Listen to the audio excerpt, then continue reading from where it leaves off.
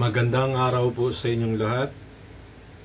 Ito po si Tuto Mortilleros, isa na namang vlog. Ang topic ng ating vlog ngayon ay pinamagatan natin na dapat imbestigahan din ang mga irregularidad sa Department of Health with regard to the so-called inoperative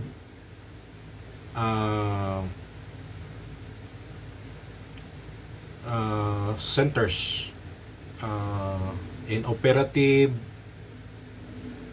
health centers. So mga kaibigan, bago lang ito, in-expose ni Secretary Herbosa itong mga nangyayaring kababalaghan sa Department of Health kasi may mga mga inoperative health centers na under sa Department of Health. Kasi as a rule, as a general rule, itong mga health centers natin ay under talaga sa Department of Health. Merong mga super health centers. Ang dami nito. Ang dami nito all over the Philippines. So, ang nangyari, nag-order si Secretary Herbosa ng DOH na i-inspeksyonin ito. I-inspeksyonin kasi may mga inoperative na mga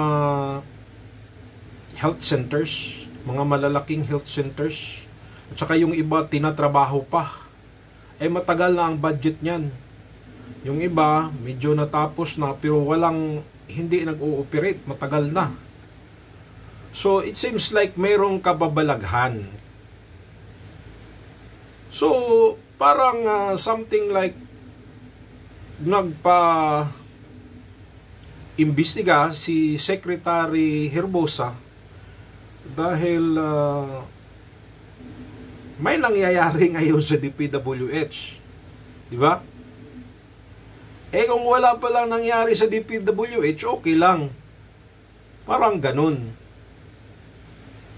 So, ang timing, kung walang problema pala wala palang flood control project controversy, di pala ito maiimbestigahan.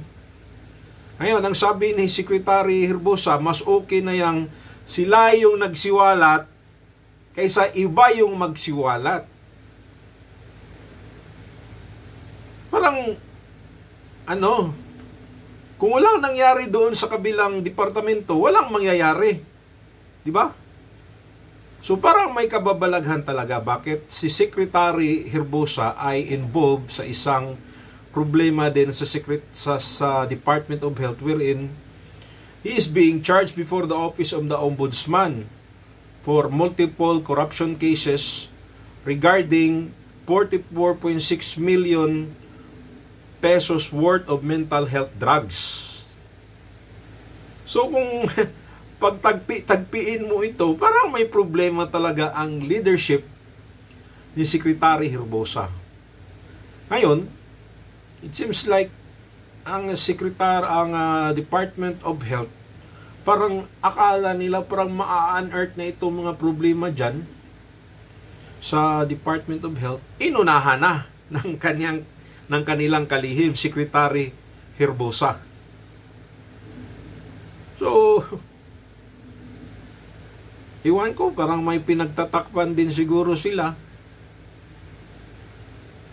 Ang atin lang is ganito, isiniwalat na daw ito ni Secretary Herbosa, ngayon mag-i-inspection na sila. Ang tagal-tagal na niyang i-inspeksyonin dapat, di ba? Bakit ngayon lang? Kung wala nangyayari dyan sa DPWH, wala ding mangyayari sana sa DOH, Department of Health. Mga kaibigan, itong Department of Health, DPWH, Department of Education, ito yung mga departamento under sa Executive Department na malalaki yung budget. So dapat itong mga departamento na ito ay dapat pagtuunan talaga ng pansin. Kasi itong mga departamento na ito ay matagal na itong inaakusahan ng korupsyon. Di ba? So, seems like may problema talaga ang Department of Health. Parang may tinatakpan ang leadership ng Department of Health kasi kapag hindi nila i-expose, actually gawa nila ito eh. Kasi kapag hindi nila ito i-expose, yung iba yung mag-i-expose, eh talagang maano sila, ano sila sa they're going to be put to further embarrassment, di ba? Oh, kaya parang magandang strategiya din itong ilang ginawa. Pero alangan namang wala silang alam diyan, nasa loob sila, di ba? Ang tanong ngayon, bakit ngayon lang sila nagpa-inspeksyon kung meron mang irregularidad?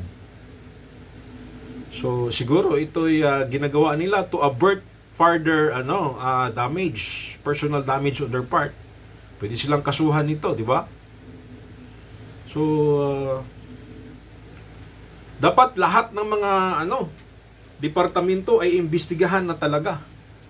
Kasi parang may problema lahat. Doon sa DepEd, di ba? Mayroong problema doon, dating Secretary Sara Duterte with regard to the budget din. Dati, last year yon, di ba? Ngayon DPWH, ngayon may DOH na naman.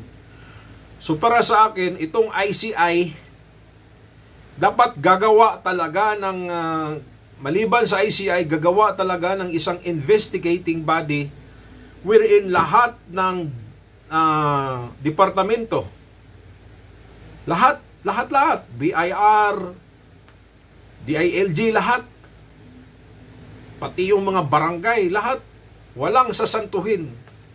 Kasi alam natin, ingrained na ang corruption sa Pilipinas. When I was young, yun na talaga ang naririnig ko. Ngayon, 9 years from now, I'll be a senior citizen. Ganon pa rin ang naririnig natin.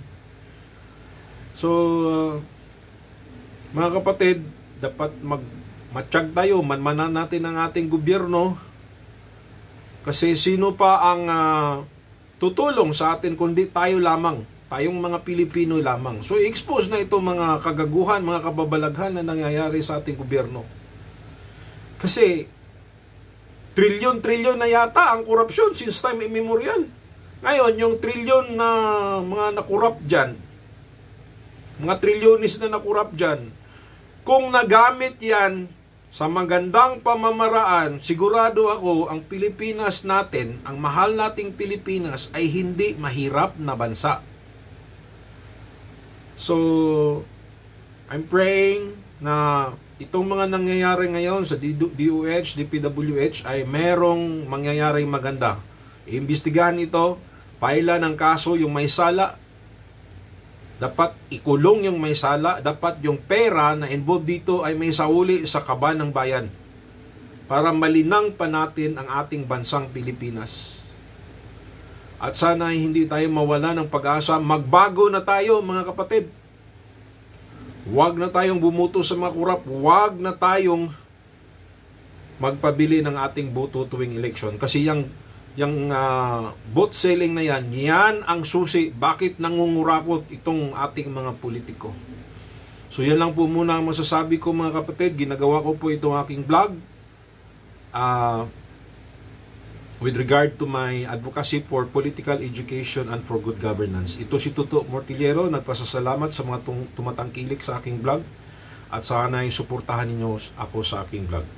Magandang araw, maraming salamat at bye-bye po muna.